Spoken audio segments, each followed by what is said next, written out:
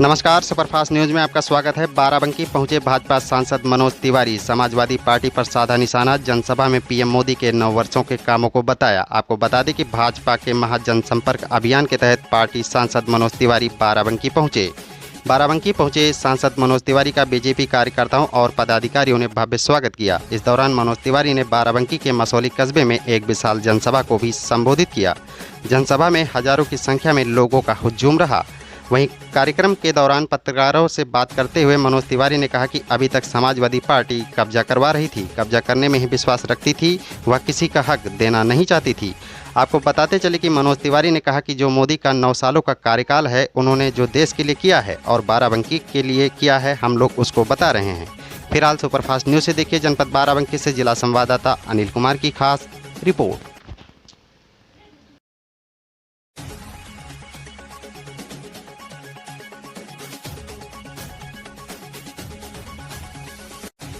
देखा सफाई कर्मी के खुद पांव धो रहा राजा। आपने देखा था एक बार मोदी जी कुंभ में 5 सफाई कर्मचारियों के पैर धो रहे थे, देखा था। एक बार ताली तो बजा दो। बात कहीं नहीं है, आपसे हम सिर्फ इतना प्रार्थना करते हैं, हम आपसे ज्यादा कुछ नहीं कहना चाहते हैं। हे मेरे बाराबंकी के भैया लोग, मनोज तिवारी दोनों हाथ जोड़ करके प्रार्थना कर रहा है कि नरेंद्र मोदी जी ने जितना कुछ किया है ना, अभी तो ये भारत माता की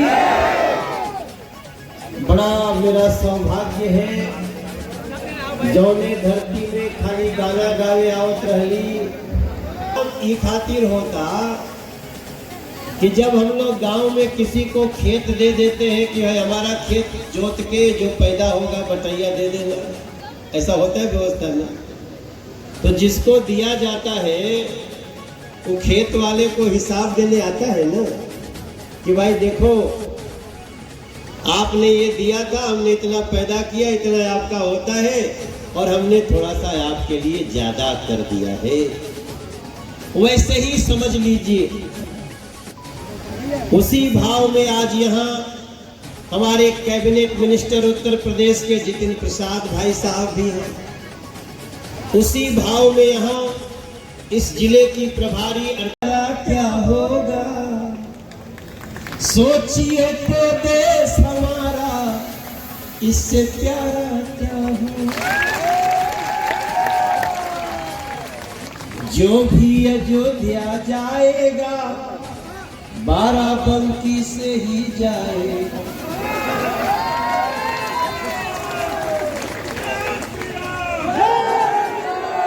दोनों मुट्ठी बांध के बोलिए जय श्री राम, जय श्री राम। जो भी अयोध्या जाएगा बाराबंकी छू के जाएगा। कहने से जो आएंगे, हम तो दिल्ली से देख रहे हैं ना, और बाराबंकी से मेरा कनेक्शन है इस गाने का। क्या है? पहले राम लला सजेंगे, फिर बाबा विश्वनाथ सजेंगे, फिर माई विंध्याचल सजेंगे, उसके बाद महादेवा सजेंगे। आप ये मत सोचिए कि महादेवा को भूल गया है मनोज तिवारी। आप ये मत सोचिएगा योगी जी भूल गए हैं या मोदी जी भूल गए हैं।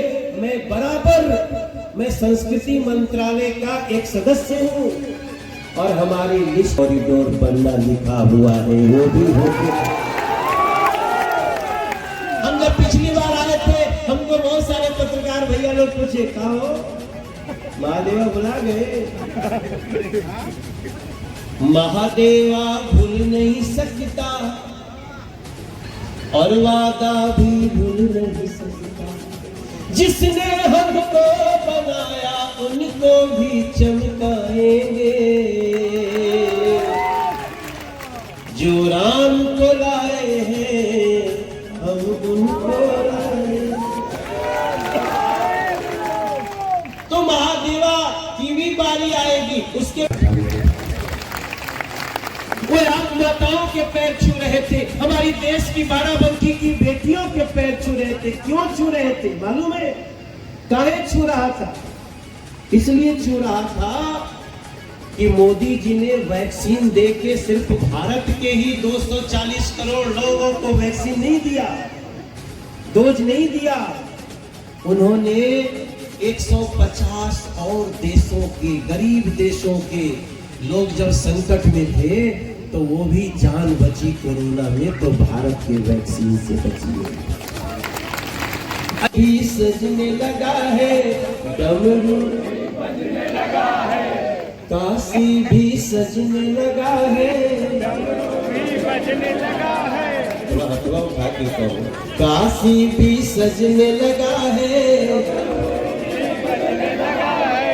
अभी तो बाजे शुरू भइल सर पड़ेगा, सोच नजारा क्या होगा, सोचिए तो देश हमारा इससे प्यारा क्या होगा, सोचिए तो बाराबंकी जब महादेवा सजा लेंगे तब।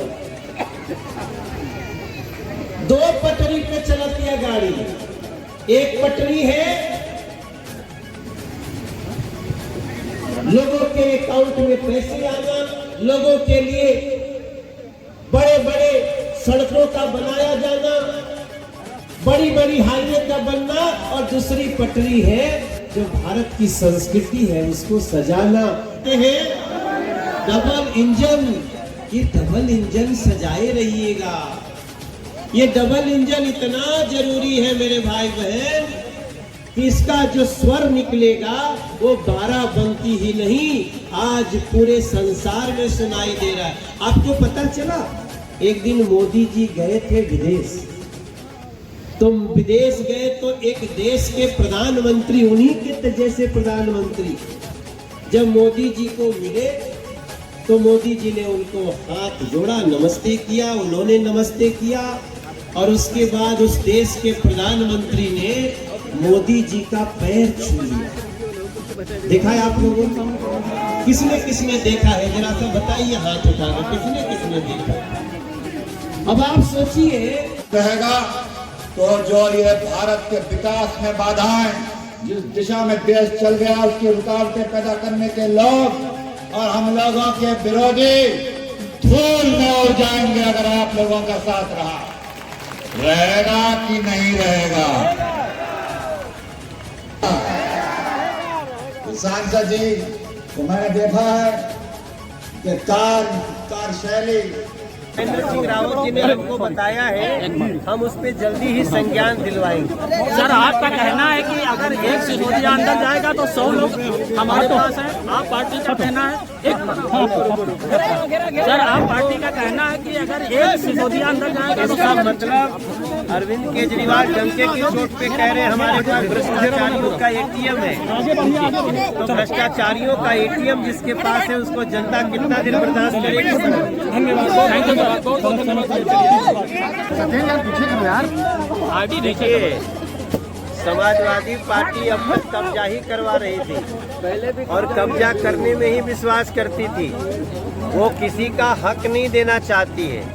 हम जो 9 साल का कार्यकाल है जो नरेंद्र मोदी जी ने नीचे भारत की जनता के लिए और बाराबंकी के लिए किया है, हम लोग उसको बता रहे हैं। ये मेरा सौभाग्य है कि जितेंद्र प्रसाद जी, सतीश शर्मा जी, मनोज तिवारी, आप सबके इस बाराबंकी के लिए विशेष तौर से हमारा ड्यूटी लगा है और हमारे उपेंद्र सिंह रावत के इस कार्यकाल में जो कार्य हुआ हम आपको बता रहे हैं, जो नहीं हुआ उसका सुझाव भी ले रहे हैं। आपको पता है कुछ दिन पहले जब मैं मीडिया से बात कर रहा था यहाँ, तो मुझे बहुत सारे इनपुट्स मिले, कुछ ऐसी भी बातें मिली जो हमें करना है, जैसे हैदरगढ़ में ट्रेन का स्टॉपेज करना है, तो हम सुझाव भी ले रहे हैं। सर बुढ़वल का शुगर मिल का क्या होगा? बुढ़वल का शुगर मिल का क्या होगा सर? हाँ, ये सारी बातें, ये सारी जनता पार्टी जैसे आपने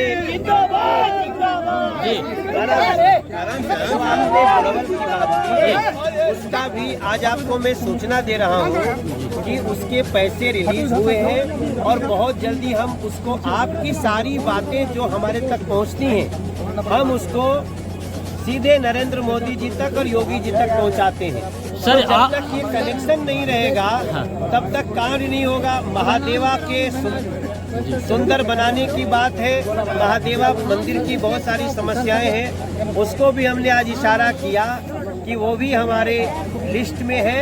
हम ये सारी चीजों को करेंगे, कुछ कर दिया है, कुछ करना है। सर, आप पार्टी के लोग कहते हैं कि काम नहीं करने देते हैं। आपने अभी पीसी में बोला था कि 2014 से पहले हेडलाइन बनती थी कि 14 मर गए, 25 मर गए।